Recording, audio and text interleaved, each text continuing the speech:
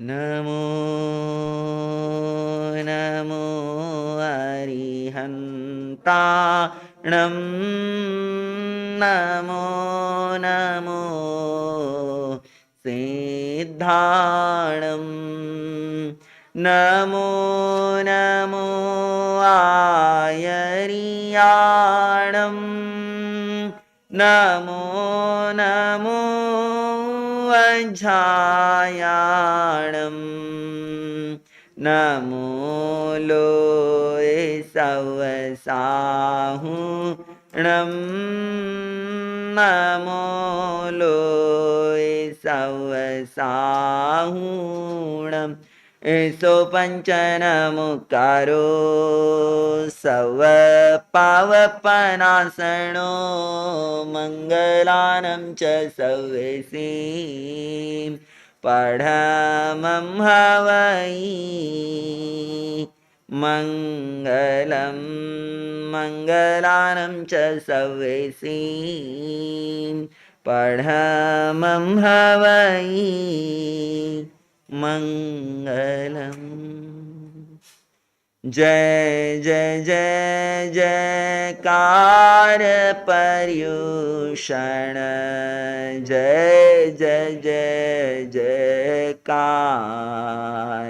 जय जय जय जयकार पर्युषण जय जय जय जयकार।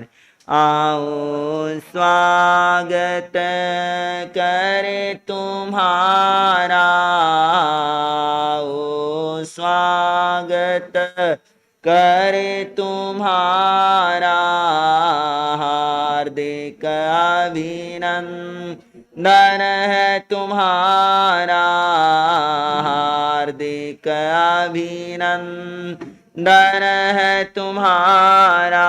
वंदनवार हजार पर्युषण जय जय जय जयकार जय जय जय जयकार पर्युषण जय जय जय जयकार। तीर्थंकर भी तुम्हें मनाए, तीर्थंकर भी तुम्हें मनाए, तीन लोक में गरिमा गाए, तीन लोक में गरिमा गाए। महिमा परंपार पर्युषण जय जय जय जयकार जय जय जय जयकार पर्युषण जय जय जय जयकार। आओ सभी आराधना कर लो, आओ सभी आराधना। मंगल मैत्री पथ पर बढ़ लो, मंगल मैत्री पथ पर बढ़ लो। सफल बने अवतार पर्युषण जय जय जय जयकार जय जय जय जयकार पर्युषण जय जय जय जय। अल्पश्रुतं श्रुतवतां परिहासधाम त्वद्भक्तिरेव मुखरि कुरुते बलान् मां यत्को किल मधो मधुरं विरोति तच्चाम्रचारुकलिका निकर कहे तु। अल्पश्रुतं श्रुतवतां परिहासधाम त्वद्भक्तिरेव भक्तिरेव मुखरि कुरुते बलान् मां यत् कोकिलमधौ मधुरं विरोति तच्चाम्रचारुकलिका निकरै कहे तु अल्पश्रुतं श्रुतवतां परिहासधाम त्वद्भक्तिरेव मुखरि कुरुते बलान् मां यत् कोकिलमधौ मधुरं विरोति तच्चाम्रचारुकलिका निकरै कहे। पावन दिवस पर्वाधिराज पर्व पर्यूषण के आप सभी श्रवण कर रहे हैं श्री अंतकृत दशांग सूत्र का मूल और अर्थ सहित वाचन विवेचन। मूल वाचन में कल आप सब ने 7वें वर्ग तक का मूल वाचन श्रवण किया था। आज प्रारंभ होगा 8वें वर्ग से मूल वाचन। Page number 218 218 number page. अष्टम वर्ग प्रथम अध्ययन काली देवी का वैराग्य। जैनम भन्ते समनयनम जाव संपत्तेनम अठमस्य अंगस्य अंतर्गतसानम सप्तमस्य वग्गस्य ऐमठ्ठे पन्नत्ते भन्ते अंतर्गतसानम अठमस्य वग्गस्य समनयनम जाव संपत्तेनम केयठ्ठे पन्नत्ते एवं खलु जम्बू समनयनम जाव संपत्तेनम अंतर्गतसानम अठमस्य वग्गस्य 10 अध्ययना पन्नत्ता तंजहा। काली सुकाली महाकाली कन्हा सुकन्हा महाकन्हा वीर कन्हा च बोद्धव्वा राम कन्हा तहेवय पीयूसेन कन्हा नवमी दशमी महासेन कन्हाय। जैनम भन्ते अठमस्य वग्गस्य 10 अध्ययना पन्नता पड़मसनम भन्ते अध्ययनस्य समनयनम जाव संपत्तेनम केयठ्ठे पन्नत्ते एवं खलु जम्बू तेनम कालेनम तेनम समयनम चंपा नामम नैरी होत्था पुन्नभद्दे चेये तत्थनम चंपाये नैरिये कोणिये रायावन्नो तत्थनम चंपाये नैरिये सेणिय शरणो भज्जा कोणिय शरणो चुल्ल माउया काली नामम देवी होत्था वन्नो जहानंदा जाव सामाय्य माय्याइन एकार संगाइन अहिजई बोहिम चौथ जाव पाणम भावे माणी विहरई तैणम सा काली अज्जा नया कयाई जेणे वज्ज चंदनाज्जा तेणे उआ गया उआ गच्छिता एवं वयासी इच्छामिणमज्जाओ तुभ्येहिम अभृन्नाया सवाणी रैणावलिम तवम उव संपज्जिताणं विहरिते अहा सुहम देवाणु पिया मा पडिबंधम करेह तैणम सा काली अज्जा अज्ज चंदनाय अभृन्नाया समाणी रैणावलिम उव संपज्जिताणं विहरई तंजहा। Page number 223 223 number page. चौथम करई करिता सब काम गुणियम पारई पारिता छठम करई करिता सब काम गुणियम पारई पारिता अठमम करई करिता सब काम गुणियम पारई पारिता अठ छठाईम करई करिता सब काम गुणियम पारई पारिता चौथम करई करिता सब काम गुणियम पारई पारिता छठम करई करिता सब काम गुणियम पारई पारिता अठमम करई करिता सब काम गुणियम पारई पारिता दसमम करई करिता सब काम गुणियम पारई पारिता दुआलसमम करई करिता सब काम गुणियम पारई पारिता चौदसमम करई करिता सब काम गुणियम पारई पारिता 16मं करई करिता सब काम गुणियम पारई पारिता 18मं करई करिता सब काम गुणियम पारई पारिता 20मं करई करिता सब काम गुणियम पारई पारिता 22मं करई करिता सब काम गुणियम पारई पारिता 24मं करई करिता सब काम गुणियम पारई पारिता 26मं करई करिता सब काम गुणियम पारई पारिता 28मं करई करिता सब काम गुणियम पारई पारिता 30मं करई करिता सब काम गुणियम पारई पारिता 32मं करई करिता सब काम गुणियम पारई पारिता 34मं करई करिता सब काम गुणियम पारई पारिता 34 छठाईम करई करिता सब काम गुणियम पारई पारिता 34मं करई करिता सब काम गुणियम पारई पारिता 32मं करई करिता सब काम गुणियम पारई पारिता 30मं करई करिता सब काम गुणियम पारई पारिता 28मं करई करिता सब काम गुणियम पारई पारिता 26मं करई करिता सब काम गुणियम पारई पारिता 24मं करई करिता सब काम गुणियम पारई पारिता 22मं करई करिता सब काम गुणियम पारई पारिता 20मं करई करिता सब काम गुणियम पारई पारिता 18मं करई करिता सब काम गुणियम पारई पारिता 16मं करई करिता सब काम गुणियम पारई पारिता 14मं करई करिता सब काम गुणियम पारई पारिता 12मं करई करिता सब काम गुणियम पारई पारिता 10मं करई करिता सब काम गुणियम पारई पारिता 8मं करई करिता सब काम गुणियम पारई पारिता 6ठम करई करिता सब काम गुणियम पारई पारिता 4थम करई करिता सब काम गुणियम पारिता सब काम गुणियम पारई पारिता 8 छठाईम करई करिता सब काम गुणियम पारई पारिता अठमम करई करिता सब काम गुणियम पारई पारिता छठम करई करिता सब काम गुणियम पारई पारिता चौथम करई करिता सब काम गुणियम पारई एवं खलु ऐसा रैणावलिये तौ कम्मस परमा परिवाड़ी एगेणम संवत्सरेणम तेहिम मासेहिम बाविसाय औरतेहिम आहासुत्तम जाव आराह्या भवई। तयानंतरम चरणम दोच्चाय परिवाड़िये चौथम करई करिता विगई वज्जम पारई पारिता छठम करई करिता विगई वज्जम पारई पारिता एवं जहा पड़माए वीनवरम सव पारणे विगई वज्जम पारई जाव आराह्या भवई। तयानंतरम चनम तच्चाय परिवाड़िये चौथम करई करिता अलेवाड़म पारई शेषम तहेव एवं चौथा परिवाड़ी नवरम सवक पारणे आयम बिलम पारई शेषम तम चेव पड़मम्मी सव काम पारणयम बीये विगई वज्जम तय्यम्मी अलेवाड़म आयम बिलौ चौथम्मी। तैणम सा कालियज्जा रैणावली तव कम्मम पंचहिम संवत्सरेहिम दोहिम यमासेहिम 28 दिवसेहिम आहासुत्तम जाव आराहिता जेणे अज्ज चंदना अज्जा तेणे उआ गया उआगच्छिता अज्ज चंदनम वंदई नमम सई वंदिता नमम सिता बहुहिम चौथ छठम दसम दुवाल सेहिम तव कम्मेहिम अप्पाणम भावे माणी विहरई। तैणम सा कालियज्जा तेणम ओरालेणम जाव धमणी संतया जाया यादि होथा से जहा इंगाल सगड़ियाई वा जाव सुहूय हुयासणे इव भासरासी पलिच्छन्ना तवेणम तेणम तवतेय सिरिये ऐव ऐव शोभेमाणी उव शोभेमाणी चिट्ठई।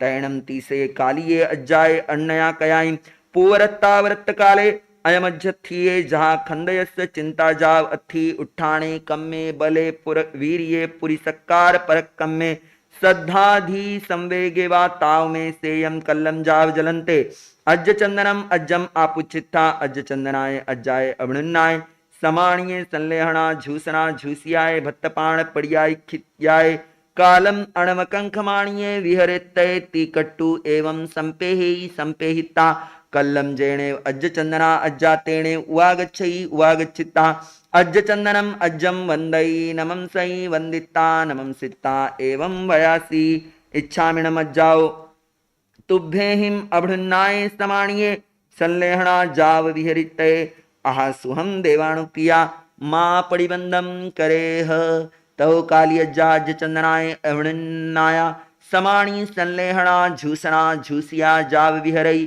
सा काली अज्जा अज्ज चंदनाय अंतिये सामायमाई एकारस अंगाई अहिजिता बहुपड़ी पुन्नाई 8 संवत्सराय सामन्न परियागम पावणिता मासियाय संलेहणाय अप्पाणम झुसिता सठिम भत्ताइम अणसनाय छेदिता जसठाय कीरई नग्ग भावे जाव चरिमुस्सास निस्सासेहिम सिद्धा निखेवो। इस तरह यह अष्टम वर्ग का प्रथम अध्ययन समाप्त हुआ। अष्टम वर्ग का द्वितीय अध्ययन सुकाली देवी उखेवो एवं खलु जम्बू तेनम कालेनम तेनम समयेनम चंपा नामम नैरी पुन्नभद्दे चैये कोणिये राया तत्थनम सेणिय शरणो भज्जा कोणिय शरणो चुल्लमाउया सुकाली नामम देवी होथा जहा काली तहा सुकाली विनिखंता जाव बहुहिम चौथ जाव अप्पाणम भावेमाणी विहरई।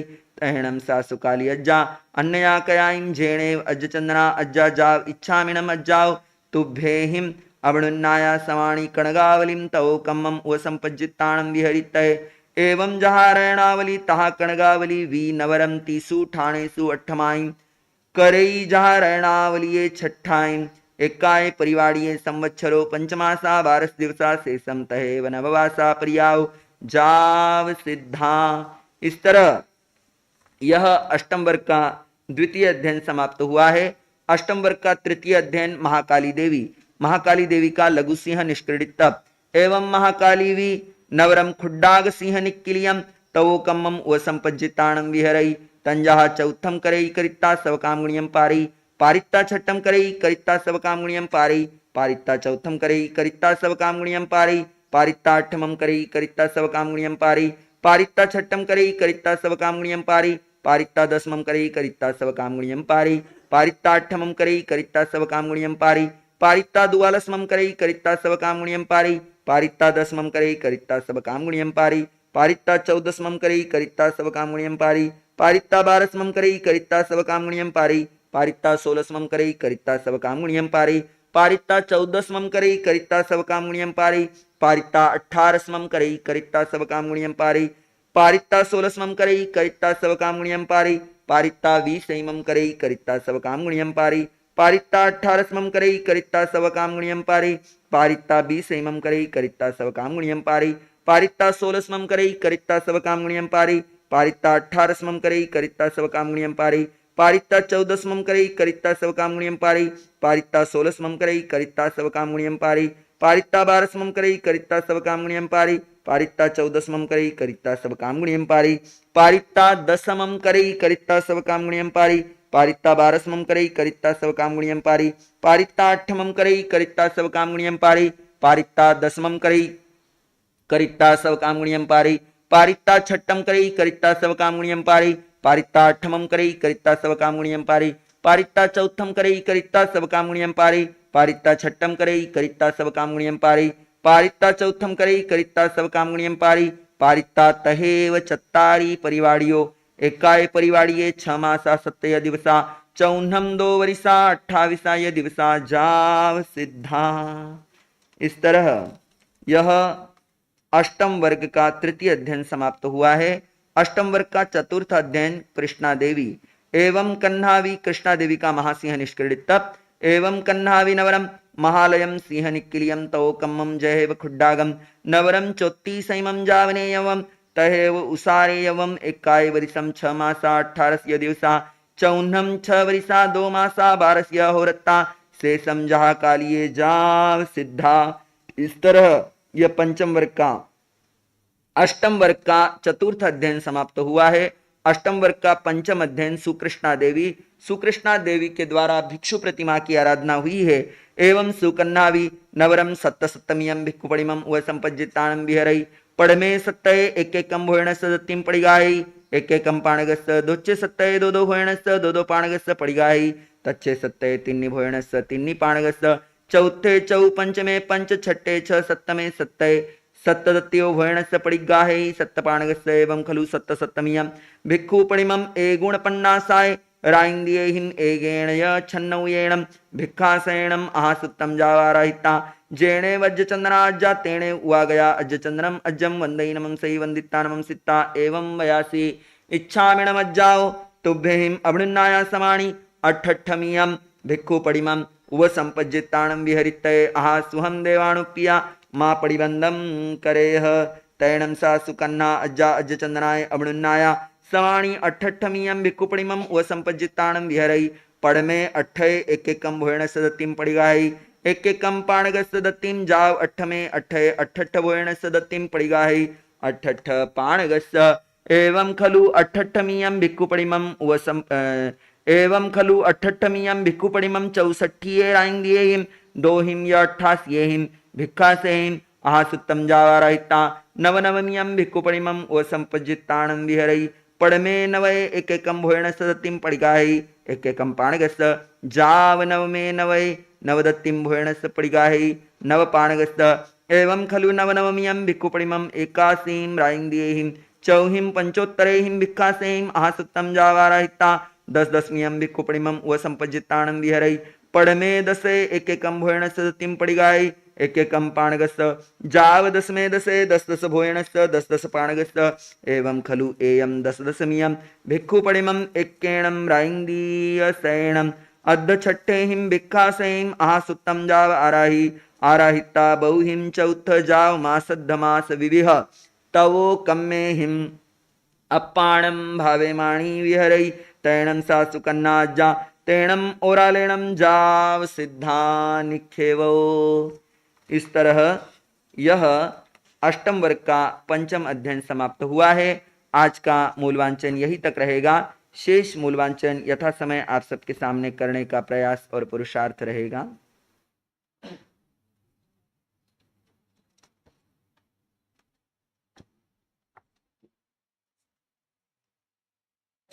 झूठा जग सपना झूठा जग सपना कोई नहीं अपना कोई नहीं अपन भगवान को लेकर प्रेरणा ये लाया है, पर्व पर्यूषण आया है। प्रेरणा ये लाया है, पर्व पर्यूषण आया है। झूठा जग सपना, झूठा जग सपना, कोई नहीं अपना, कोई नहीं अपना। प्रेरणा ये लाया है, पर्व पर्यूषण। नरतन अनमोल नर, विषय विष मत घोल, विषय विष मत घोल। प्रभु फरमाया है, पर्व पर्यूषण आया है। प्रभु फरमाया है, पर्व पर्यूषण। झूठा जग सपना, झूठा कोई नहीं अपना, कोई नहीं अपना। प्रेरणा ये लाया है, पर्व पर्यूषण। काम भोग दुख खान, काम भोग दुख खान। मान चाहे मत मान, मान चाहे मत मान। साफ बतलाया है, पर्व पर्यूषण आया है। साफ बतलाय है, पर्व पर्यूषण। राग भाव दुख कर, राग भाव त्याग सदा सुख कर, त्याग सदा सुख कर। राग क्यों बढ़ाया है, पर्व पर्यूषण आया। राग क्यों बढ़ाया है, पर्व पर्यूषण। वैराग्य है सच्चा सार, वैराग्य है धार कर हो जाओ पार, धार कर हो जाओ। हम सब ने गाया है, पर्व पर्यूषण आया है। हम सब ने गाया है, पर्व पर्यूषण। झूठा जग सपना, झूठा कोई नहीं अपना, कोई नहीं अप। प्रभु फरमाया है, पर्व पर्यूषण। प्रभु फरमाया है।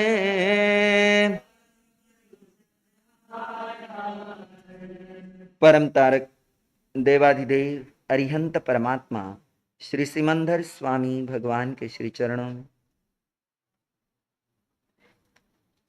अनंत अनंत आस्था के साथ अनंत अनंत वंदन, अनंत नमन। चरम तीर्थंकर क्षमा श्रवण सिद्ध परमात्मा प्रभु महावीर स्वामी के श्री चरणों में अनंत अनंत आस्था के साथ अनंत अनंत वंदन, अनंत नमन। परमोपकारी जिन शासन देव, जिन शासन माता को नमन। आत्मज्ञानी सद्गुरुदेव परमात्म स्वरूप परम पूज्य युग प्रधान आचार्य भगवान के श्री चरणों में वंदन नमन करने के पश्चात श्रवण संघीय प्रमुख मंत्री श्री श्री शिवजी महाराज के श्री चरणों में वंदन नमन। आत्मप्रिय स्नेही साथी मुनिवृंद, भव्यात्माओं, पर्वाधिराज पर्व पर्यूषण के पावन पवित्र दिवस आप सबके समक्ष है। इन पावन पवित्र दिवसों में आप परमात्मा की वाणी का श्रवण कर रहे हैं। आज पर्व पर्यूषण का 7वां दिवस और निरंतर इन पावन पवित्र दिवसों में मूल और अर्थ सहित वाचन विवेचन आप सबके समक्ष आ रहा है। विवेचन के अंतर्गत कल आप सबने श्रवण किया था अर्जुन अनगार का वर्णन। वो अर्जुन माली जो एक माली था, फूलों को इकट्ठा करके बेचता था, वो माली कोई ऐसी घटना, कल आपने वो पूरी घटना सुनी है कि यक्ष को उपालंभ देता है, यक्ष उसके शरीर में प्रवेश कर जाता है और उसके बाद वो निरंतर प्रतिदिन 7 जीवों की हत्या करता है।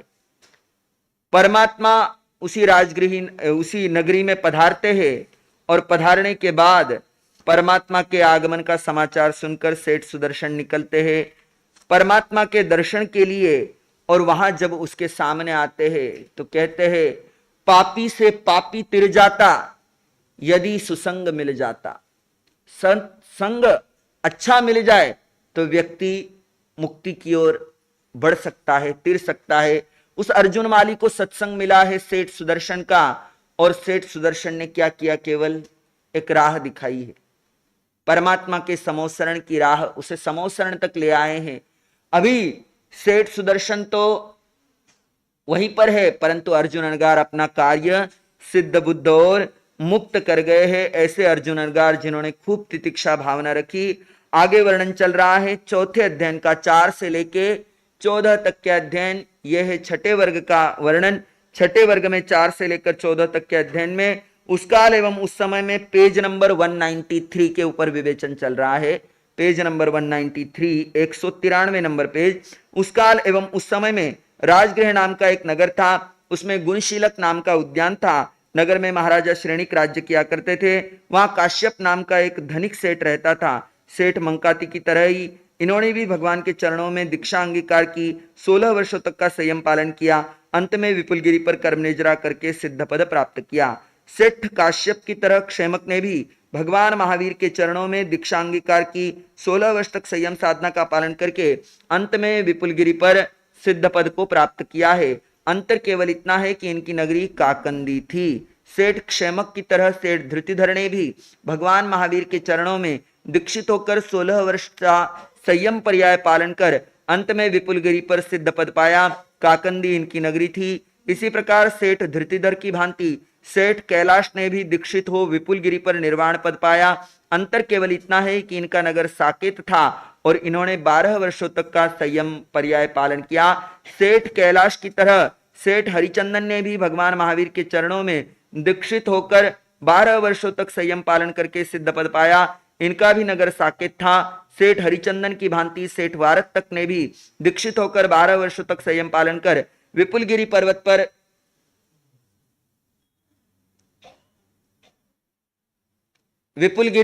पर सिद्ध बुद्ध और मुक्त पद को प्राप्त किया है। इनका नगर राजगृह था। सेठ वारक तक की तरह सेठ सुदर्शन ने भी दीक्षित होकर विपुलगिरी पर्वत पर निर्वाण पद पाया।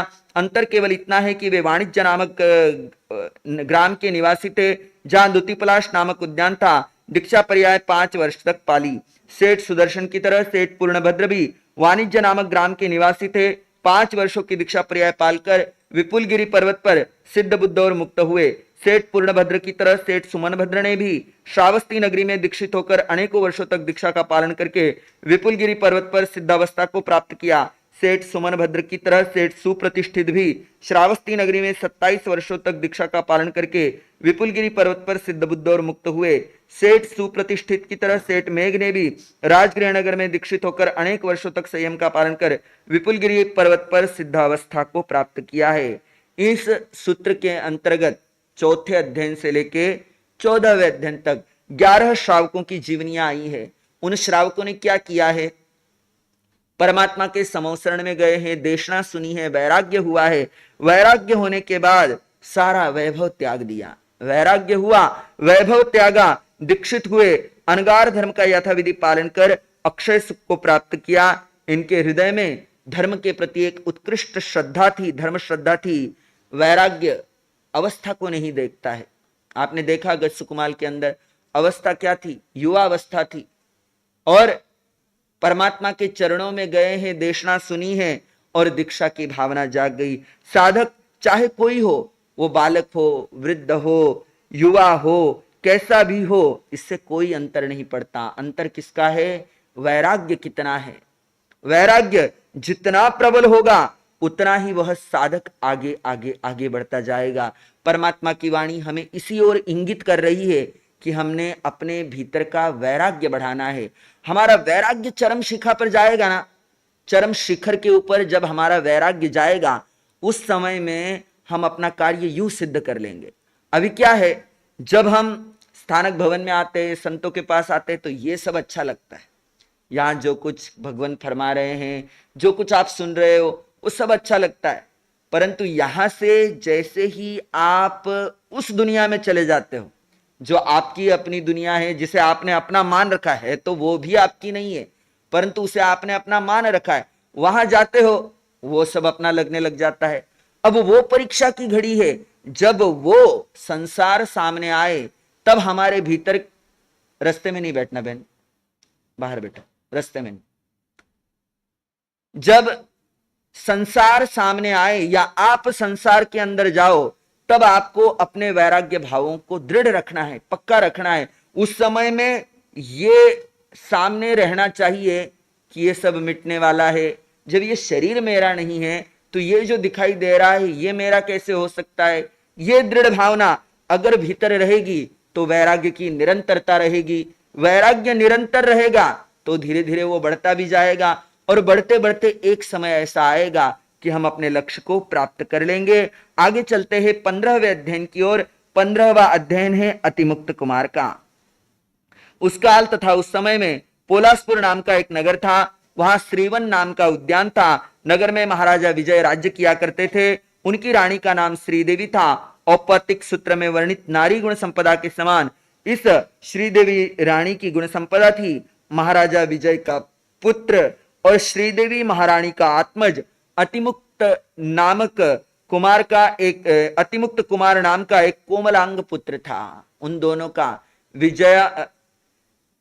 विजय राजा और श्रीदेवी रानी, उनका आत्मज था अतिमुक्त कुमार।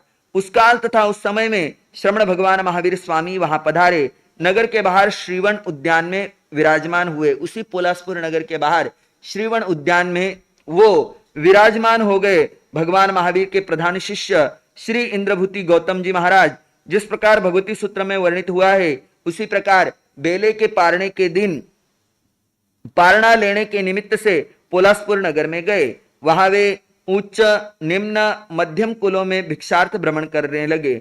जिस समय भगवान गौतम भिक्षार्थ भ्रमण कर रहे थे नगर के अंदर, उसी समय स्नान आदि से निवृत्त होकर के सभी आभूषणों से अलंकृत होकर अतिमुक्त कुमार अनेकों लड़के लड़कियों, बालक बालिकाओं, कुमार तथा कुमारियों के साथ एकत्रित होकर अपने घर से निकले। राजकुमार था, बहुत सारे दोस्त थे, छोटे छोटे बच्चे थे, सबको लेकर के निकले और इंद्रस्थान पर आए। इंद्रस्थान यानी क्रीड़ा स्थान, जहां पर खेल खेला जाता है, जिसे वर्तमान की आंग्ल भाषा में, अंग्रेजी में प्लेग्राउंड कहते हैं। उस बात मत करो, आपस में बात मत करो, जो कुछ बात है लिख करके कर लो, बोलना नहीं।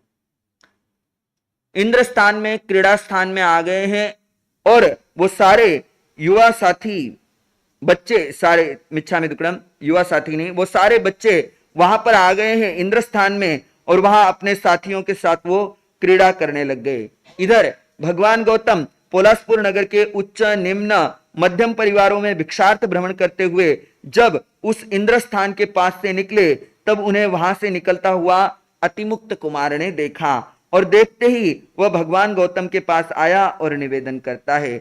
अब यहां पर अतिमुक्त कुमार के बारे में बताया कि वे राजकुमार कैसे थे, तो कोमलांग थे, बड़े ही कोमल अंग वाले थे, विनीत थे, साधु संतों के दर्शन से उसे प्यार था। जैसे ही भगवान गौतम को उसने देखा है कि कोई साधु आ रहा है, तो वो आगे चल करके भगवान के गौतम के दर्शन करने के लिए उपस्थित हुआ है, और भगवान गौतम से अतिमुक्त कुमार ने प्रश्न किया है, हे बंते आप कौन हैं? अब वो बच्चा है, उसे कुछ पता नहीं है, तो पूछता है आप कौन हैं तथा किस उद्देश्य से यहाँ पर घूम रहे हैं। तो राजकुमार अतिमुक्त का प्रश्न सुनकर भगवान गौतम अतिमुक्त कुमार से कहने लग गए। क्या कहते हैं? हम श्रमण हैं, साधु है, निर्ग्रंथ है, जैन संत है, इरिया समिति आदि पंचविध समितियों का पालन करना हमारा धर्म है। हम इंद्रिय दमन तथा ब्रह्मचर्य के साधक है। सामान्य, असामान्य तथा मध्यम परिवारों में भिक्षार्थ परिभ्रमण कर रहे हैं। देखना, श्रावक के परिचय के समय में भी मैंने आपको बताया था कि सुदर्शन सेठ ने कहीं पर भी यह परिचय नहीं दिया कि मैं इसका पुत्र हूं, इसका पति हूं, इस तरह है, ये मेरा बेटा है। कोई सांसारिक परिचय नहीं दिया। यहां पर गौतम स्वामी जब परिचय दे रहे हैं तो वो ये नहीं कह रहे कि मैं भगवान महावीर का शिष्य हूं। उन्होंने क्या कहा है? हम श्रमण हैं, साधु है, निर्ग्रंथ है, जैन संत है, 5 समितियों का पालन करना हमारा धर्म है। हम इंद्रिय दमन तथा ब्रह्मचर्य के साधक है और वर्तमान में मैं ऊंच नीच मध्यम कुलों में भिक्षार्थ भ्रमण कर रहा हूं। अपने प्रश्न का समाधान प्राप्त करके राजकुमार अतिमुक्त भगवान गौतम से निवेदन करते हैं।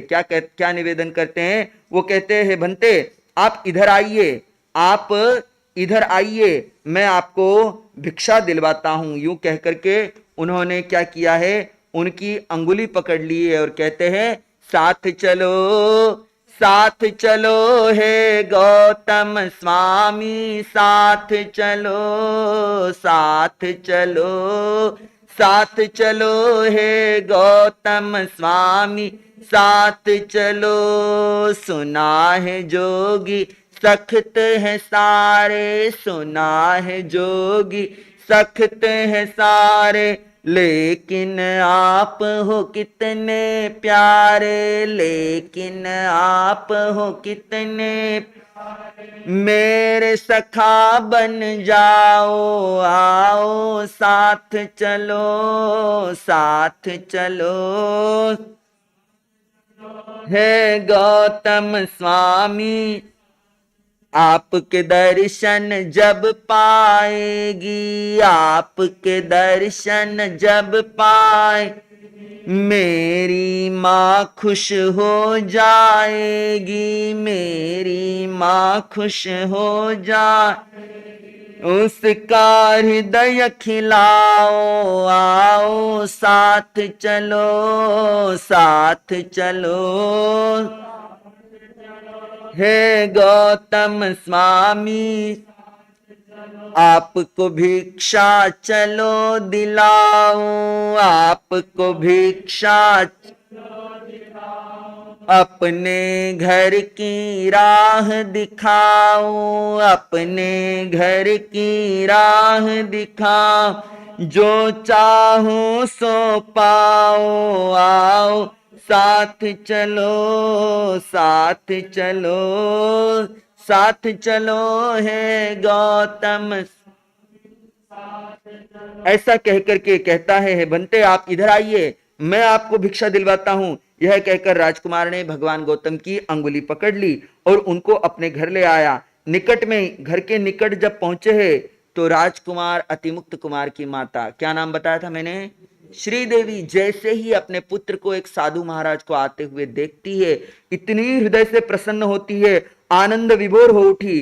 तत्काल उसने क्या किया है? अपना आसन त्यागा है, अपने आसन से उठ गई है। 7-8 कदम चल करके भगवान गौतम के सम्मुख आई है। आकर के उनको दक्षिण की ओर आरंभ कर से 3 बार प्रदक्षिणा की है, वंदन नमस्कार किया है और तदनंतर उत्तम अन्न पानी खादिम स्वादिम आदि उनको बहराया है और सम्मान पूर्वक विदा किया है। यहां पर आता है विपुलेणम असनपान खाइम साइमेणम, यानी प्रभुत, प्रचुर, विस्तीर्ण, विशाल, उत्तम, श्रेष्ठ आदि अर्थों में इसका अर्थ समझना चाहिए कि घर के अंदर जो भी बहराने योग्य था, असनम, पाणम, खाइमम, साइमम, चारों प्रकार का आहार, उसमें से जो बहराने योग्य उत्तम था वो उनको दिया है और देकर के जो है उनको विदा किया है। गोचरी की विधि पूर्व में भी मैंने आपको बताई थी। देव की देवी के प्रकरण में जब वो 6 संघाड़े जब वो 3 संघाड़े 2-2 मुनियों के उस देव की महारानी के प्रसाद में आए थे, तो विधि इसी प्रकार है कि मुनियों को आते देखो तो हृदय में आनंद का भाव हो। उसके बाद 7-8 कदम चल करके आगे जाओ, वंदन नमस्कार करो। वंदन नमस्कार करने के अनंतर उनको लेकर के आओ, जो भी बहराने योग्य है वो अवश्य बहराओ। एक बात और कहूंगा, घर में एक स्थान ऐसा होना चाहिए जो अशुद्धता हो, जहां पर असूझती चीजें सूझती चीजें रखी हुई हो, सूझता स्थान हो, और वहां पर बहराने योग्य चीजें रखी हुई हो, जहां पर कोई सचित का स्पर्श नहीं हो, ऐसा स्थान होना चाहिए। वहां पर चीजें रखी हुई हो, मान लो कभी आप ऐसी स्थिति में हो और घर के और सदस्य बहरा सकते हो, तो आपको किलामना ना हो, संत आए, आपको अंदर में कष्ट ना हो कि भाई मैं तो ऐसे असुस्ती थी और संत कुछ ले नहीं पाए। तो इस तरह स्थान वैसा हो, वहां पर वो चीजें रखी हुई हो और वो बहराई जाए, इस प्रकार का स्थान अवश्य होना चाहिए। इधर महारानी श्रीदेवी ने गौतम स्वामी को जो है वो आहार पानी आदि बहराया है और उनको विदा किया है। विदा करने के अनंतर भोजन लेकर भगवान गौतम जब जाने लगे तो राजकुमार अतिमुक्त पुनः पूछते हैं कि हे भंते, आप कहाँ रहते हो? छोटा सा बालक है। पहले प्रश्न किया, आप कौन है, कहाँ घूम रहे हो, इधर क्यों घूम रहे हो? फिर दूसरा प्रश्न किया कि आप कहाँ रहते हो? राजकुमार का यह प्रश्न सुनकर उत्तर देते हुए भगवान गौतम कहते हैं, हे वत्स, धर्म तीर्थ के प्रवर्तक, यावत मोक्ष की कामना करने वाले धर्मोपदेशक मेरे धर्माचार्य श्रमण भगवान महावीर स्वामी इसी पोलासपुर नगर के बाहर श्रीवन नाम के उद्यान में पधारे हैं। साधु वृत्ति के अनुकूल अवग्रह स्थान लेकर संयम और तप से अपनी आत्मा को भावित करते हुए विराजमान है। वहीं पर हम निवास कर रहे हैं। अपने प्रश्न का समाधान प्राप्त करके राजकुमार अतिमुक्त भगवान गौतम से पुनः निवेदन करते हैं, हे भंते, क्या मैं आपके साथ चल सकता हूं? मैं भी प्रभु महावीर की दर्शन और वंदना कर लूंगा। राजकुमार अतिमुक्त की दर्शन इच्छा देखकर भगवान गौतम ने उससे कहा, वत्स, जैसे तुम्हारी आत्मा को सुख हो। भगवान गौतम की स्वीकृति मिल जाने के अनंतर अतिमुक्त कुमार भगवान गौतम के साथ श्रमण भगवान महावीर स्वामी के चरणों में पहुंच जाते हैं, भगवान को विधि पूर्वक वंदन नमस्कार करते हैं और फिर भगवान गौतम श्रमण भगवान महावीर स्वामी के चरणों में उपस्थित होकर गमनागमन संबंधी दोषों का प्रतिक्रमण करके सदोष निर्दोष आहार का विचार करके भगवान को आहार दिखाते हैं और संयम और तप के द्वारा अपनी आत्मा को भावित करते हुए विचरण करते हैं। हमारे त्यागी मुनिराज, बड़े साधु महाराज, शास्त्रकार स्थानकवासी का प्रमाण कुछ इस तरह देते हैं कि जब गौतम स्वामी भिक्षा के लिए निकले हैं तो एक हाथ में तो पात्र था, झोली थी, दूसरे हाथ की अंगुली गौतम अतिमुक्त कुमार ने पकड़ ली और उस समय में वार्तालाप चल रहा है। तो वार्तालाप कैसे चल रहा था? तो हमारे त्यागी मनीषी बड़े महापुरुष ऐसा कहते कि उन्होंने मुखवस्त्रिका लगाई हुई थी। इस बात से मुखवस्त्रिका की सिद्धि की जाती है कि मुखवस्त्रिका लगाई हुई थी, एक हाथ अतिमुक्त कुमार के हाथ में था, दूसरा हाथ पात्र की झोली थी और बातचीत आपस में चल रही थी। तो ये मुखवस्त्रिका की सिद्धि यहां पर की जाती है। हमारे त्यागी मुनिराज, बड़े मुनिराज इस प्रकार कहते हैं। उसके अनंतर श्रमण भगवान महावीर ने अतिमुक्त कुमार तथा पास बैठे विशाल जनसमूह को धर्मकथा सुनाई। श्रमण भगवान महावीर स्वामी की धर्मकथा सुनकर के जो है अतिमुक्त कुमार को बड़ा हर्ष हुआ, वे बड़े ही खुश हुए और खुश होकर के उनको बड़ा संतोष प्राप्त हुआ है। तब उन्होंने भगवान से निवेदन किया, हे भंते, मुझे आपकी धर्मकथा बहुत प्रिय लगी है। मैं अपने माता पिता से पूछकर आपके चरणों में दीक्षा अंगीकार करूंगा। अतिमुक्त कुमार की विनती सुनकर भगवान ने फरमाया, हे भद्र, जैसे तुम्हारी आत्मा को सुख हो वैसे करो, परंतु शुभ कार्य में विलंब मत करो। पुनः कहना चाहूंगा कि धर्म में दीक्षित होने के लिए अवस्था विशेष का कोई महत्व नहीं होता है।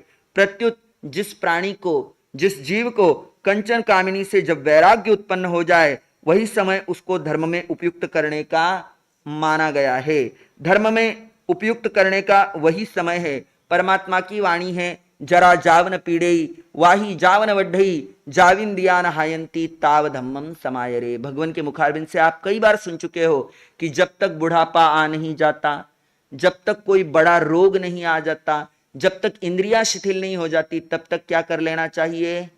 धर्म की आराधना कर लेनी चाहिए। और हम अक्सर क्या सोचते हैं, अभी समय है कमाने का, अभी कमा लेते हैं बाद में करेंगे, अभी कमा लेते हैं बाद में करेंगे।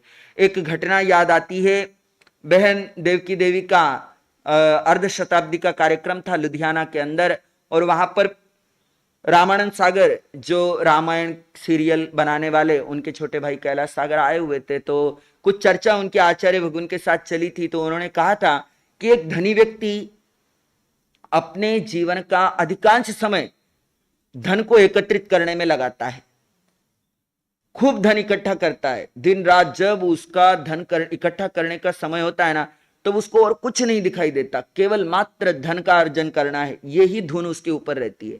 और इतना धन इकट्ठा कर करके वो ना खाने का ध्यान रखता है, ना सोने का ध्यान रखता है, अपना स्वास्थ्य बिगाड़ लेता है। और फिर बाद में उसी धन का उपयोग करता है, डॉक्टर के पास जाकर के बोलता है मेरा स्वास्थ्य ठीक हो जाए। ये वर्तमान की परिस्थिति आप सबके सामने रख रहा हूं कि धर्म कब करना चाहिए, जब तक आपकी सारी इंद्रियां सही सलामत है, शरीर सही सलामत है, आपके भीतर में वो पुरुषार्थ है कि आप धर्म आराधना कर सकते हो, तो तब आपको इस प्रकार धर्म की आराधना कर लेनी चाहिए। अवस्था विशेष का कोई महत्व नहीं होता है। मोह ममता के त्याग में मुख्य स्थान वैराग्य का है, किसी अवस्था विशेष का नहीं। अवस्था कोई भी हो, मोह ममता का त्याग हो जाए, वैराग्य आना आवश्यक है।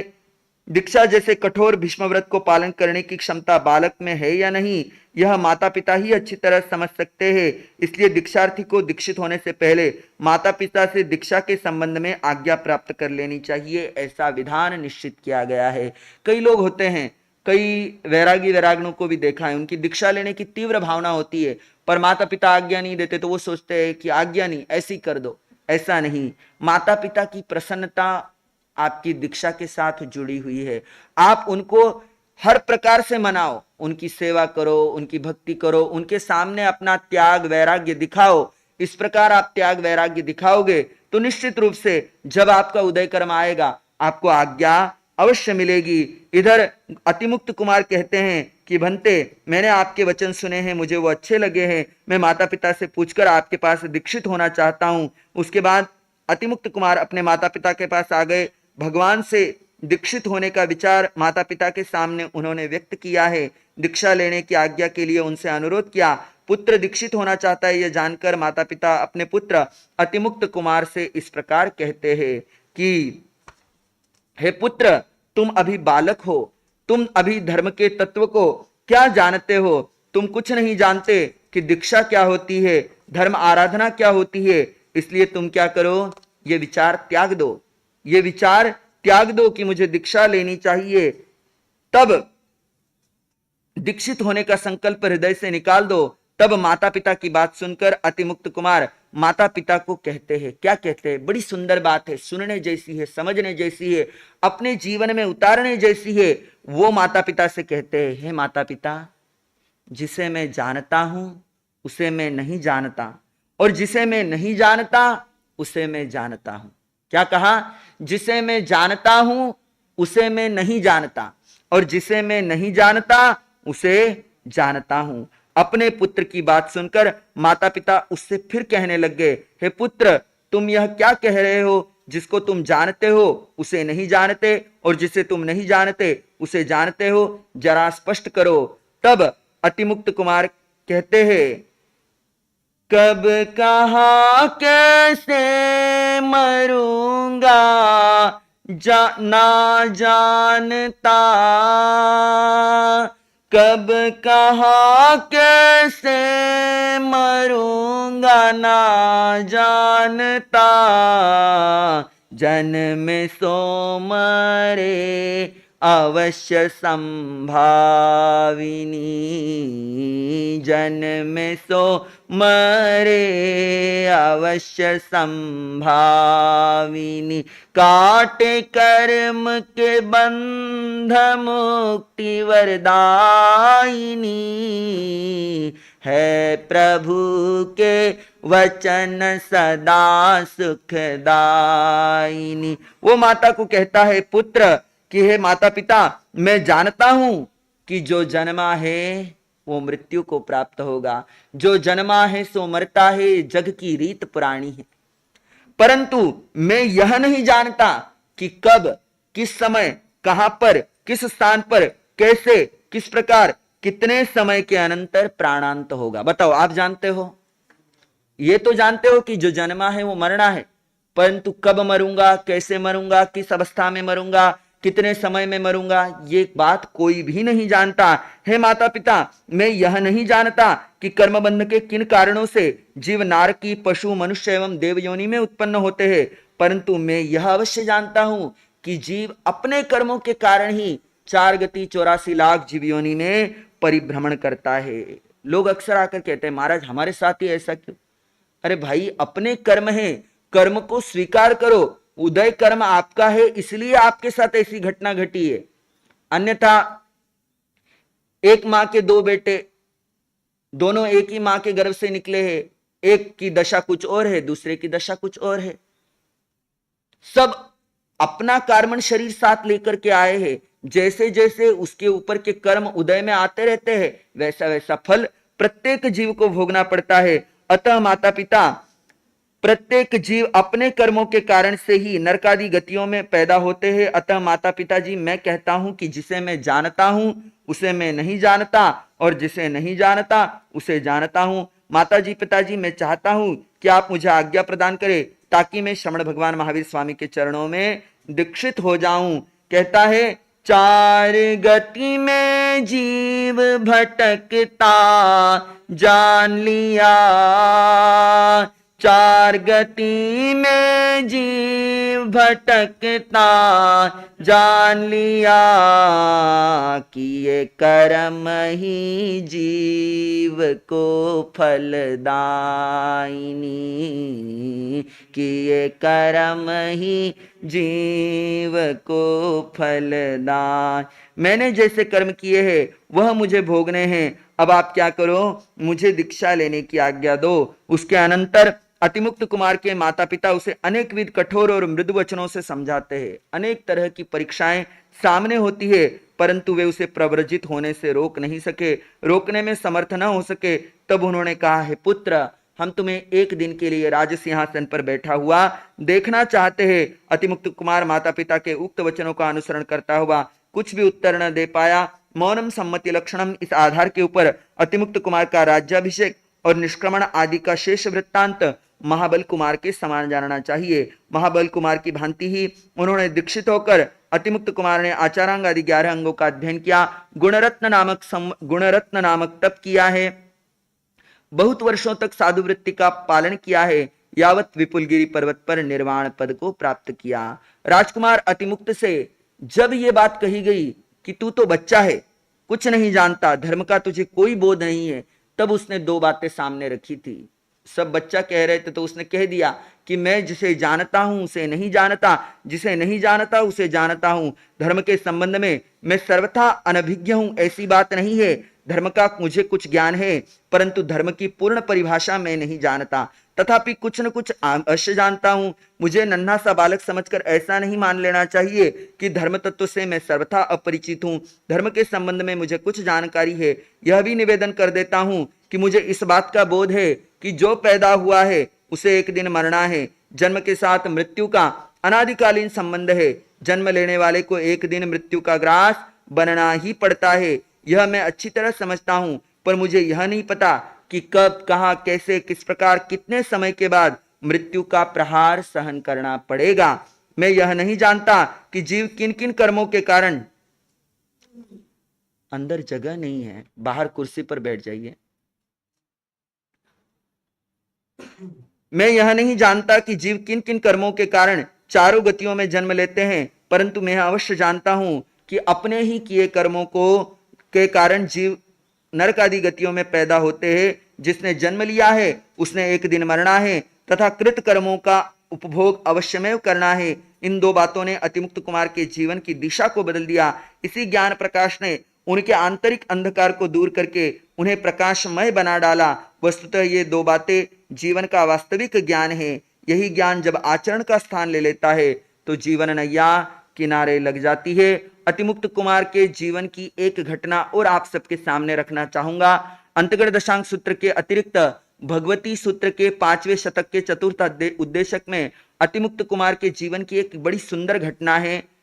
घटना इस प्रकार है कि श्रमण भगवान महावीर स्वामी के शिष्य अतिमुक्त कुमार नामक श्रमण थे। वे प्रकृति से भद्र और विनीत थे। वे अतिमुक्त कुमार श्रमण किसी दिन महावर्षा बरसने पर अपना रजोहरण तथा पात्र लेकर बाहरली भूमिका हेतु स्थंडिल हेतु गए। जाते हुए अतिमुक्त कुमार श्रमण ने मार्ग में बहते हुए पानी के एक छोटे नाले को देखा। वर्षा का मौसम था, परटने के लिए बाहर गए, पात्र लेकर के गए हैं, पानी लेकर के छोटे से नाले को बहते हुए देखा है। देखकर उन्होंने क्या किया है, उस नाले पर मिट्टी की पाल बांध दी। नाला बह रहा है, एक मिट्टी की पाल उसके ऊपर बांध दी, पानी को रोक दिया और रोक करके जिस प्रकार नाविक अपनी नाव को पानी में छोड़ता है, उसी तरह उन्होंने भी अपने पात्र को उस पानी में छोड़ दिया। और पात्र को पानी में छोड़ते हुए वो इस प्रकार कहते हैं, मेरी नाव ये चली लहराती, मेरी नाव ये चली लहराती, मेरी नाव ये, मेरी नाव ये, मेरी नाव ये चली लहराती, मेरी नाव ये चली लहराती। तुम कहते हो पात्र इसे, तो यही तुम्हारा भाव है। मेरी नजर से देखो इसको, ये संयम की नाव है। इसी नाव से पार उतरना, इसी नाव से पार उतरना सबको यही सिखाती। मेरी नाव ये चली लहराती, मेरी नाव ये चली लहराती। पात्र को निकाला है झोली में से और डाल दिया है पानी के अंदर। पानी के अंदर उस पात्र को तिरा रहे हैं और कह रहे हैं, ये मेरी नाव है, ये मेरी नाव है। ऐसा कहकर पात्र को पानी में तिराते हुए क्रीड़ा कर रहे। अतिमुक्त कुमार श्रमण को ऐसा करते हुए कुछ स्थविर मुनियों ने देखा और उसको बिना कुछ कहे अकेला ही वहां पर छोड़ करके समोसरण में आ गए हैं, भगवान के चरणों में आ गए हैं और आकर के प्रश्न किया है। मन के अंदर तो बहुत सारी बातें आई कि परमात्मा कैसे है, छोटे छोटे बच्चों को दीक्षा दे देते हैं, जिनको संयम का बोध नहीं उनको दीक्षित कर देते हैं, ऐसी मन के अंदर बहुत सारी बातें आई है। परंतु भगवान के सामने यह प्रश्न रखा है, यह निवेदन रखा है कि हे भंते, आपका शिष्य अतिमुक्त कुमार श्रमण कितने भव करने के बाद सिद्ध होगा, कितने भव करने के बाद सिद्ध होगा, यावत सब दुखों का अंत करेगा। तब परमात्मा जो सर्वज्ञ सर्वदर्शी थे उन्होंने कहा कि हारियो, प्रकृति से भद्र, यावत प्रकृति से विनीत मेरा अंतेवासी अतिमुक्त कुमार श्रमण इसी भव में अपना सिद्ध बुद्ध मुक्त होगा, यावत सभी दुखों का अंत करेगा। इसीलिए है आर्यो, तुम अतिमुक्त कुमार श्रमण की हीलना, निंदा, खींचना, गरहा और अपमान मत करो। अग्लान भाव से उस अतिमुक्त कुमार श्रमण को ग्रहण करो, उसकी सहायता करो, आहार पानी के द्वारा विनय पूर्वक व्ययावृत्ति करो। अतिमुक्त कुमार श्रमण कैसे हैं? चरम शरीरी है, इसी भाव में कर्मों का क्षय करने वाले हैं। इस प्रकार श्रमण भगवान महावीर स्वामी के द्वारा यह वृत्तांत सुनकर उन स्थविर मुनियों ने श्रमण भगवान महावीर स्वामी को वंदन नमस्कार किया और फिर वे स्थविर मुनि अतिमुक्त कुमार श्रमण को अग्लान भाव से स्वीकार कर यावत उनकी व्ययावृत्ति करने लग गए। कोई मुनि बाल्यावस्था में दीक्षित हो जाए और दीक्षा लेने के बाद उसके कुछ क्रियाकलाप आपके आंखों के सामने ऐसे आ जाए, तो उस समय में यह नहीं सोचना कि गुरु को शिष्यों का लोभ था जो उन्होंने दीक्षित कर दिया, यह भी नहीं सोचना कि इस अबोध को ही दीक्षा दे दी, कम से कम बोध देते उसके बाद दीक्षा कर लेते। अरे भाई, उसने 5 महाव्रत अंगीकार कर लिए हैं। भाव भीतर में तो समय समय पर आते हैं, परंतु द्रव्य से रजोहरण पात्र उसके पास आ गए हैं, निश्चित रूप से वह जीव वंदनीय है, निंदनीय नहीं है। ध्यान रखना मेरी बात का। कोई भी मुनि और उसकी कोई भी ऐसी चर्या आपके आंखों के सामने आए तो उसकी निंदा मत करना।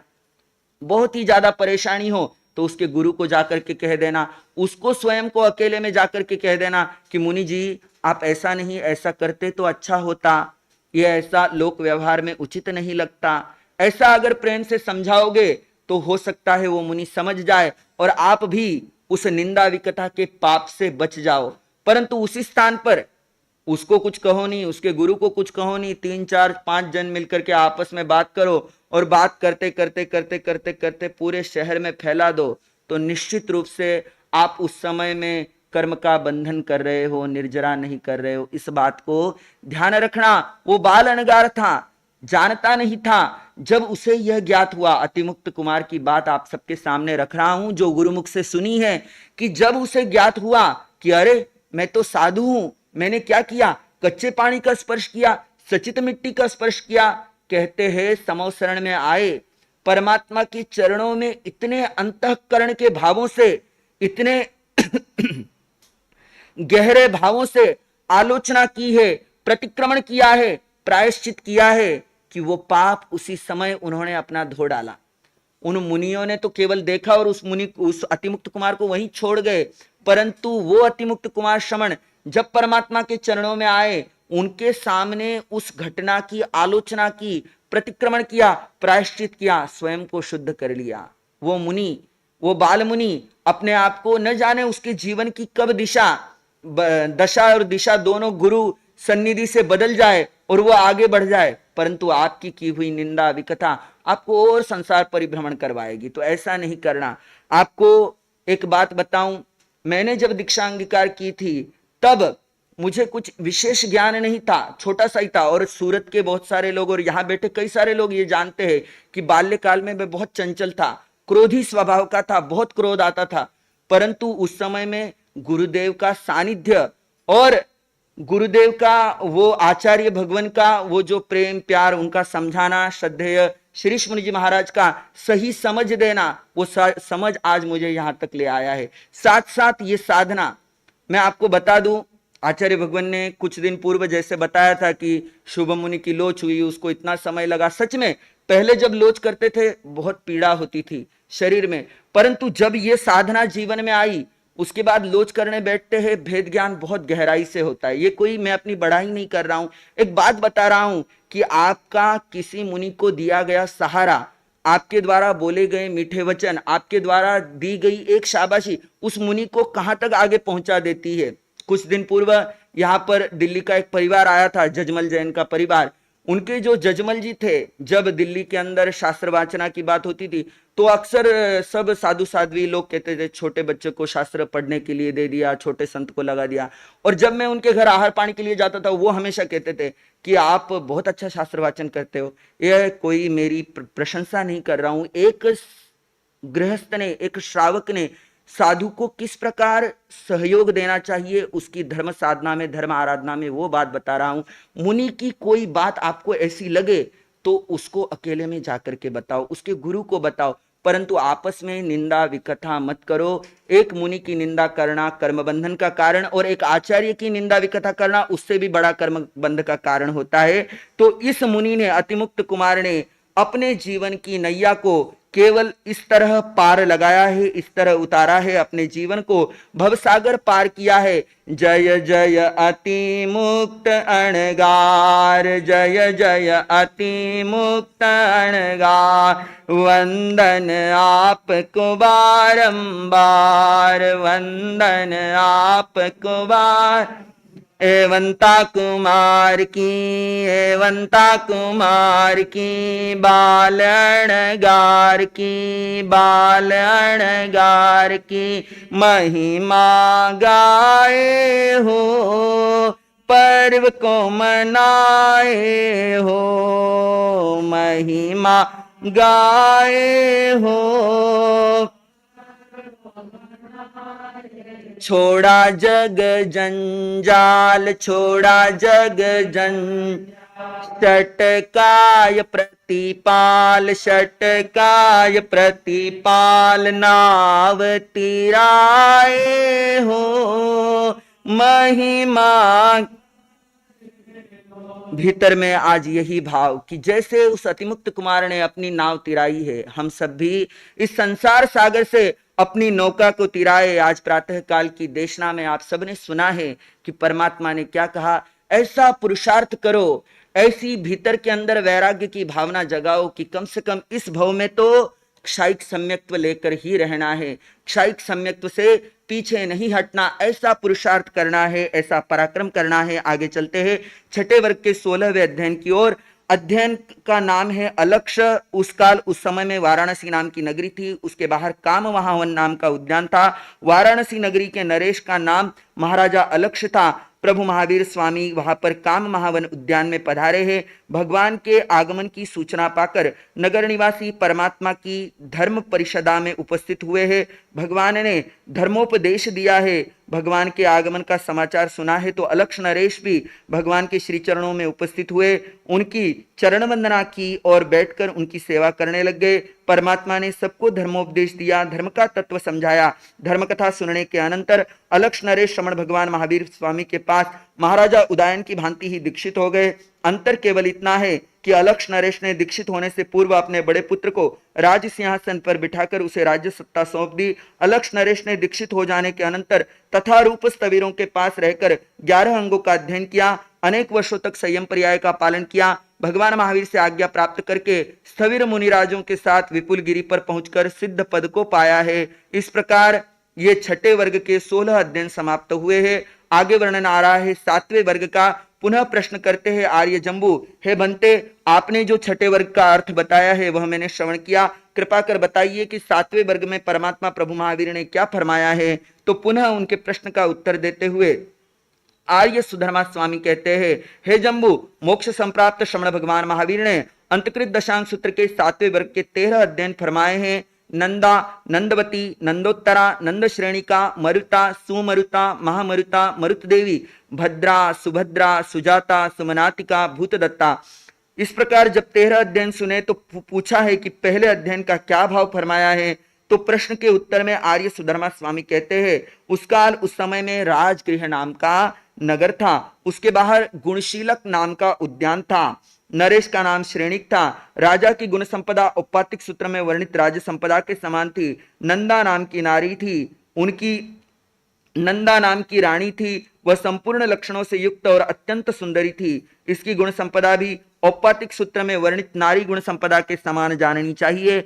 एक बार श्रमण भगवान महावीर स्वामी उस राजगृह नगरी में पधारे। नगर निवासी भगवान के दर्शनार्थ नगर से निकले, भगवान की सेवा में उपस्थित हुए। भगवान के पधारने का समाचार पाकर नंदा देवी बड़ी प्रसन्न एवं संतुष्ट हुई। उसने सेवक पुरुषों को बुलाकर धार्मिक रथ तैयार करवाया। स्वयं 5वें वर्ग में जैसा पद्मावती रानी का वर्णन आया है वैसे ही वह भगवान के पास पहुंची है, वंदन नमस्कार किया है, धर्मकथा सुनी है, वैराग्य हो गया और पद्मावती की तरह ही वह भी दीक्षित हो गई। उसने 11 अंगों का अध्ययन किया, 20 वर्ष तक संयम पर्याय का पालन किया और अंत में संलेखना के द्वारा उसने सिद्ध पद को प्राप्त कर लिया है। जैसे ही नंदा देवी का वर्णन है वैसे ही 13 राजरानियों की जीवनी समझ लेनी चाहिए। इस 7वें वर्ग के अंतर्गत नंदा आदि देवियों का वर्णन है। नंदा देवी कौन थी तो कहा, अपने युग के परम मेधावी श्रेणिक नरेश के प्रधानमंत्री श्री अभय कुमार की माता थी। नंदा देवी एक परम धर्मात्मा तथा धनाढ्य सेठ की पुत्री थी। नंदा ने बड़े त्याग और वैराग्य के साथ दीक्षा लेकर अपने जीवन का कल्याण किया। इसी प्रकार नंदावती आदि देवियों ने भी त्याग और वैराग्यमय कठोर साधना द्वारा अजर अमर सिद्ध बुद्ध और मुक्त पद प्राप्त किया है। इन रानियों का जीवन हमें ये प्रेरणा देता है कि हम भी अपने जीवन में वो त्याग लेकर आए, वो वैराग्य लेकर के आए। कुछ तो छोड़ें, सब कुछ तो नहीं छोड़ सकते ना, अभी तो कुछ छोड़ो। सब कुछ नहीं त्याग सकते हो तो कुछ कुछ त्यागना प्रारंभ करो, कुछ कुछ छोड़ना प्रारंभ करो। धीरे धीरे धीरे धीरे धीरे धीरे एक दिन ऐसा आएगा कि सब कुछ छूटता चला जाएगा। आज का विवेचन यही तक। आगमे तिविहे पन्नते तंजहा सुत्तागमे अर्थागमे तद्वयागमे एवं श्री श्रुत ज्ञान के विषय में जो कोई अतिचार लाग्यो होते में आलूम जम्वाइधम वच्चामेलियम हिणखरम अचखरम पैहिणम विणहिणम जोघिणम घोषिणम सुट्ठुदिन्नम दुट्ठबड़िक्षम अकाले को सज्जाओ कालेन को सज्जाओ असज्जाइये सज्जाइयम सज्जाइये न सज्जाइयम भणता गुणता विचारता ज्ञान ज्ञानवंत की आशा तना की हो जो में देवसी अय्यारो को तस्समिच्छामि दुक्कडम तस्समिच्छामि दुक्कडम तस्समिच्छामि दुक्कडम भादो मास सुहानानी आया पर्व पर्यूषण आया भादो मास सुहानानी आया पर्व पर्यूषण आया तन मन ध्यान लगानानी आया पर्व पर्यूषण आया तन मन ध्यान लगानानी आया पर्व पर्यूषण आया पर्व पर्यूषण आया आया पर्व पर्यूषण आया भादो मास सुहानानी, आया पर्व पर्यूषण आया भादो मास सुहानानी, आया पर्व पर्यूषण आया हो। सभी पर्व खाने पीने के यही पर्व तप जप का, सभी पर्व खाने पीने के यही पर्व तप जप का। ज्ञान ध्यान से उज्जवल होता तेरे मन का, ज्ञान ध्यान से उज्जवल होता तेरे मन का।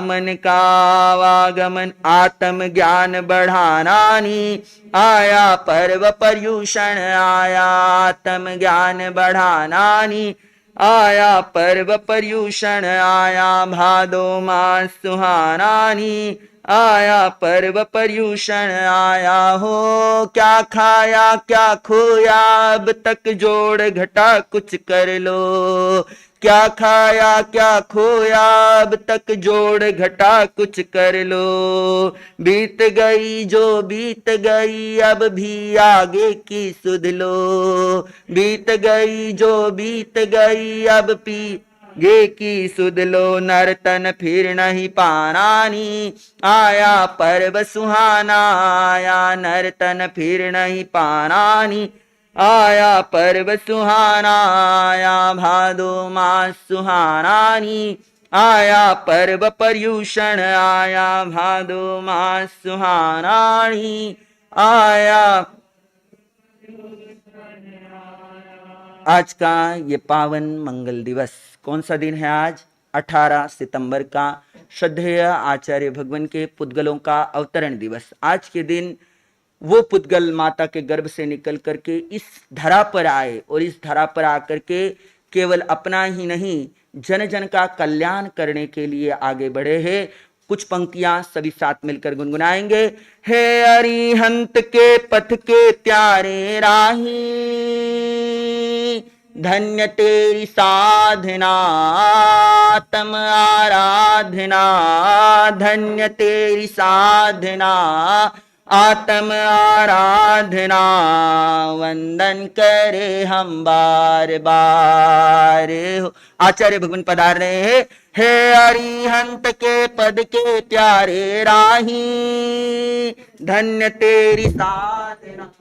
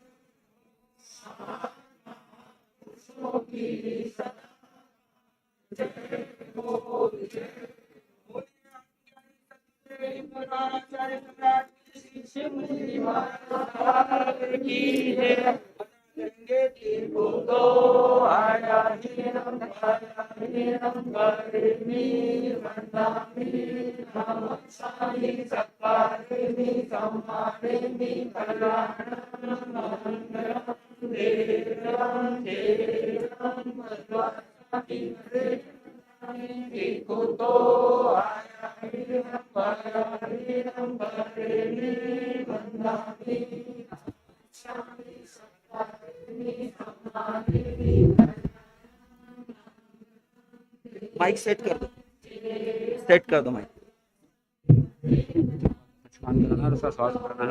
एक 2 मिनट खाली। आया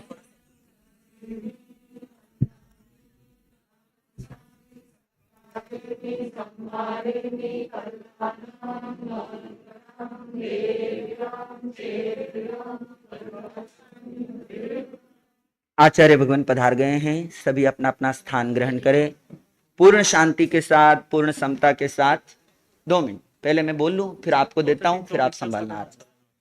हे अरिहंत के अंदर नहीं आना बच्चे। अच्छा, इनके साथ बैठ जाओ। हे अरिहंत के पथ के प्यारे राही, धन्य तेरी साधना। सबकी नजरें आचार्य भगवान की ओर, और कहीं मत देखो। बैठ जाओ मनीषा जी, बैठ जाओ। हाँ, सबकी नजरें आचार्य भगवान की ओर, उनकी वो साधना आराधना। हे अरिहंत के पथ के प्यारे राही, धन्य तेरी साधना तम आराधना, वंदन करे हम बार बार हो। हे अरिहंत के पर पथ के प्यारे राही, माँ विद्या को नमन करे हम प्यारा पुत्र जो पाया है। माँ विद्या को नमन करे प्यारा पुत्र जो पाया है। जिन शासन ने अद्भुत हीरा बड़े भाग से पाया है। जिन शासन ने अद्भुत हीरा बड़े भाग से, तप जप की साधना में कितना जोर लगाया है। आत्म साधना पथ पर देखो चलता चलता आया है। आत्म साधना पथ पर देखो चलता चलता, घड़ियां सुहावनी है ऋतु मन भावनी है। घड़ियां सुहावनी ऋतु मन भावनी है। वंदन करे हम बार बार हो। हे अरिहंत के पथ के प्यारे। आचार्य भगवान, आप तो प्रतिदिन फरमाते हो कि ना जन्म है ना मरण है। पिछले कई दिनों से भी आप फरमा रहे हो कि मेरा जन्मदिन नहीं मनाना। पिछले वर्ष भी आपने ये फरमाया था। परंतु हे भंते, आपके पुद्गल इस धरा पर अवतरित नहीं होते तो हम सबको मुक्ति का मार्ग कैसे मिलता। एक सतगुरु सच्चा पथ प्रदर्शक होता है। आप उस टॉर्च लाइट की भांति, पावर हाउस की भांति, उस नाविक की भांति हमारे जीवन में आए, जो आपने हमारी जीवन नैया को पार लगाया है, पार लगा रहे हैं। निरंतर आप स्वयं उस साधना को अपने जीवन में अंगीकार कर रहे हैं और हम सबको उस साधना की में आगे बढ़ा रहे हैं। आज अनुमोदना करते हैं आपके उस तप पथ पर चलते हुए कदमों की। देखना, भगवान के जीवन में एक लंबे समय से वर्षित तप की आराधना चल रही है। कैसी भी स्थिति परिस्थिति आई हो, बड़े बड़े ऑपरेशन भी हुए, परंतु एकांतर तप को नहीं छोड़ा। हमारे जीवन में कोई छोटी सी बात आ जाती है तो सोच लेते कल कर लेंगे तेला, फिर कर लेंगे, अभी नहीं होता है, अभी छोड़ देते हैं। संकल्प देखो सदगुरु का, ऐसा संकल्प किया कि इस जीवन में वो जो प्राप्त करना था वो प्राप्त किया। माँ का आशीर्वाद था। माँ ने कहा था, हे पुत्र सदा ऊपर उठना, ऊपर उठना, और वही बात अपने जीवन में अपनाई। पीछे मुड़ करके नहीं देखा, सदैव आगे बढ़ते जा रहे हैं। हम अनुमोदना करते हैं आपके तप पथ की, हम अनुमोदना करते हैं आपके भेद ज्ञान की। कैसा भेद ज्ञान है, कितनी कठिन पीड़ा से गुजरे आप पिछले कुछ दिनों में, जब यहाँ पर गिर गए थे अचानक से, और उस समय में कैसी पीड़ा थी, परंतु उस पीड़ा में भी चेहरे के ऊपर अत्यंत शांति। आप में से कई सारे लोगों ने भगवान को देखा है उस समय में, साक्षात आपने दर्शन किए हैं हॉस्पिटल में आकर के, और भगवान के चेहरे के ऊपर की वो शांति, वो समता आपने देखी है। ऐसे समतामय सदगुरु, ऐसे शांतिमय सदगुरु, ऐसे साधनामय सदगुरु का आज पुद्गलों का अवतरण दिवस। आपको इस दिवस की खूब खूब बधाई और ये अंतर्पण की कामना है कि हे भंते, आपकी ये साधना, आपका ये स्वास्थ्य इस प्रकार साथ दे, ये साधना इस तरह दिन दुगनी रात चौगुनी बढ़ती जाए। आप जन्म मरण का अंत करने और कराने वाले हो। आपके इस देह के जन्मदिन की हम बधाई देते हैं, इसलिए क्योंकि आपने इस देह से विदेही बनने का पुरुषार्थ किया है। वो पुरुषार्थ किया है कि महाविदेह की साधना आपकी पुण्य से, आपकी विनम्रता से, आपकी सरलता से, इस धरा पर शासन देवों की कृपा से और वितराग साधिका जी के परम पुरुषार्थ से यहाँ पर आई है। तो आज के दिन पर हमारी मंगल कामनाएं, शुभ कामनाएं, यही भावनाएं हैं कि आप इसी प्रकार निरंतर साधना पथ पर आगे बढ़ते रहे, बढ़ते रहे, बढ़ते रहे, और आपकी उस साधना की किरणें हमें प्राप्त होती रहे। एक बात अवश्य कहना चाहूँगा कि गुरुमुख से निकला हुआ शब्द केवल शब्द नहीं होता, वो हमारी आत्मा का अनंत हित करने वाला है। इसलिए उस शब्द को खाली मत जाने देना। मैं अक्सर आचार्य भगवान को कई लोगों को कहते हुए सुनता हूँ कि भाई साधना किया करो। गुरुमुख से आपके लिए जो निकला है उसे स्वीकार कर लेना, उसे अपना लेना, निश्चित रूप से आपके जीवन का कल्याण होगा। संपूर्ण जीवन में मेरे द्वारा आपकी कोई अविनय आशातना अभक्ति हुई हो, उसके लिए अंतःकरण की साक्षी से आलोचना, प्रतिक्रमण, प्रायश्चित करता हूँ। हे भंते, कृपा करना, आज तक जो आपने साथ दिया है, इस मुक्ति के मार्ग पर आगे बढ़ाया है, आगे भी इसी तरह मुक्ति के मार्ग पर आगे बढ़ाते रहना। इन्हीं भावों के साथ पुनः एक बार वंदन, नमन।